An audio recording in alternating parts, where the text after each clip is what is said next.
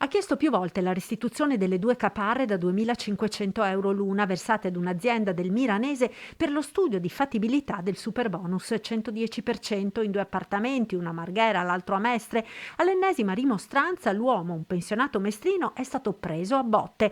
A raccontare l'episodio è la DICO, l'associazione all'ufficio legale della quale l'uomo si è rivolto. L'ultimo addirittura ha finito con un'aggressione perché il socio che si è rivolto all'Adico è andato dall'impresa a chiedere i soldi indietro perché questo non ha mai iniziato i lavori o continuava a tardare l'esecuzione delle opere previste, a tal punto che si è arrivati a un'aggressione dove il socio si è rivolto a noi perché ha subito appunto questa aggressione da parte dell'impresario. Nell'aggressione il pensionato ha riportato piccole lesioni certificate all'ospedale di Mestre. L'episodio, accaduto a fine dicembre, è la punta dell'iceberg della difficile situazione nella quale si sono trovate diverse famiglie alle prese con i numerosi contenziosi sul superbonus. E soprattutto sono persone che hanno versato soldi ad imprese o a liberi professionisti e questi non si sono mai visti oppure hanno iniziato a tardare i lavori venendo meno nelle tempistiche previste. Ci sono decine di committenti, denuncia Adico, che nella speranza di riuscire a riqualificare dal punto di vista energetico la propria casa,